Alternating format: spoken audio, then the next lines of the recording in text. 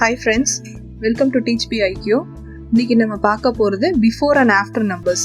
அதை வந்து எப்படி ஈஸியாக குழந்தைங்களுக்கு சொல்லி கொடுக்கலான்னு தான் நம்ம இன்றைக்கி வீடியோவில் பார்க்க போகிறோம். அது சில மெத்தட்ஸ் யூஸ் பண்ணி சொல்லி கொடுத்துருக்கேன். இந்த மெத்தட்ஸ் யூஸ்ஃபுல்லாக இருக்கும்னு நினச்சிங்கன்னா லைக் பண்ணுங்கள், ஷேர் பண்ணுங்கள், சப்ஸ்கிரைப் பண்ணுங்கள். வீடியோக்குள்ளே போகலாம். இந்த மாதிரி ஒரு பீட் அண்ட் ரோப் எடுத்துக்கோங்க. அதை வந்து இந்த மாதிரி அதை கோர்த்துட்டு அந்த பீடை அதை வந்து அந்த போர்டு இருக்குல்ல, நம்பர் போர்டு, அந்த நம்பர் போர்டை சுற்றி கட்டி விட்டுக்கோங்க.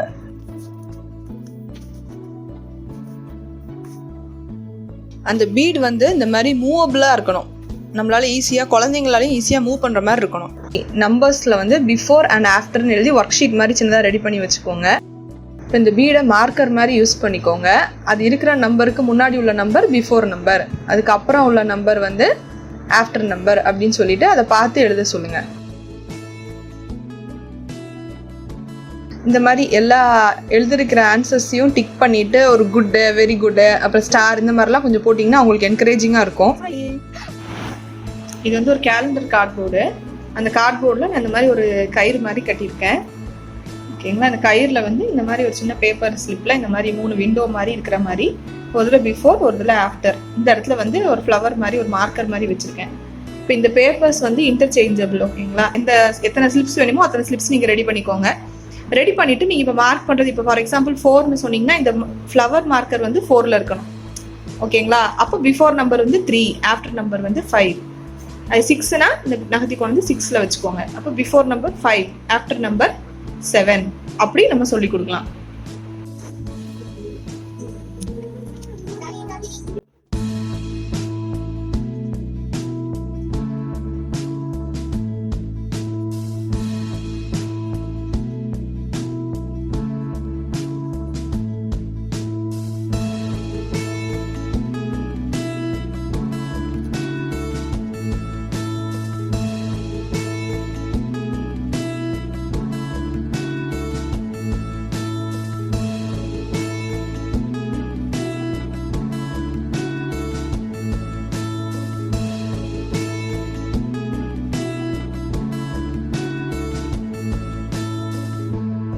சாக் பீஸ் வச்சு இந்த மாதிரி 1, 2, 3ன்னு சொல்லிட்டு 10 வரைக்கும், ஃபார் எக்ஸாம்பிளுக்காக நான் 10 வரை எழுதியிருக்கேன். 10 வரைக்கும் நம்பர்ஸ் எழுதிக்கோங்க. கலர் சாக் பீஸோ இல்லை ஒயிட் சாக் பீஸோ எதாவது யூஸ் பண்ணி எழுதிக்கோங்க.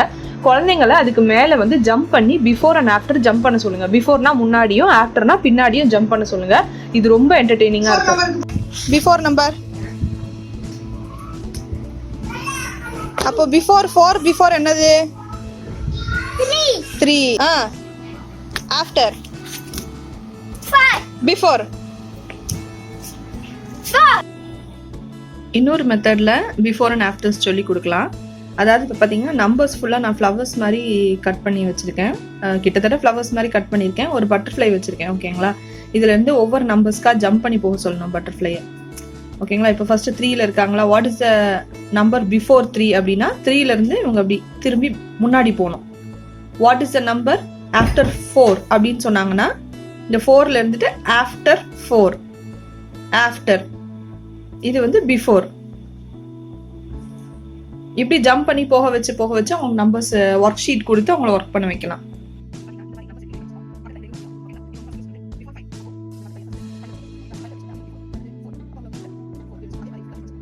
இந்த ஒவ்வொரு மெத்தடையுமே நம்ம தனித்தனியாவே வீடியோ போடலாம். எதுக்காக ஒரே வீடியோவா போடுறேன்னா, ஒவ்வொரு குழந்தைங்களுக்கும் ஒவ்வொரு மெத்தட் வந்து ஒர்க் ஆகும். இப்போ நீங்கள் ஃபர்ஸ்ட் மெத்தட் ஒர்க் ஆகாத குழந்தைங்களுக்கு வந்து செகண்ட் மெத்தட் ட்ரை பண்ணிங்கன்னா மேபி அவங்களுக்கு புரியலாம். அதுவும் ஒர்க் ஆகலைன்னா தேர்ட் மெத்தட் ட்ரை பண்ணலாம். அப்படி நீங்கள் ஏதாவது ஒரு மெத்தட் ட்ரை பண்ணி தான் உங்களுக்கு வந்து நீங்கள் எந்த மெத்தடில் சொல்லி கொடுத்தா அவங்களுக்கு புரியுதுன்னு நீங்கள் கண்டுபிடிக்க முடியும். ஒவ்வொரு கான்செப்ட் எடுத்து நான் டீச் பண்ணும்போதும் உங்களுக்கு மோர் தென் 2 or 3 கான்செப்ட்ஸ் வந்து மோர் தென் 2 or 3 ஐடியாஸ் வந்து நான் உங்களுக்கு சொல்லி கொடுக்குறேன். ஸோ இந்த வீடியோ யூஸ்ஃபுல்லாக இருக்கும்னு நினச்சிங்கன்னா லைக் பண்ணுங்கள், ஷேர் பண்ணுங்கள், சப்ஸ்கிரைப் பண்ணுங்கள். தேங்க்யூ.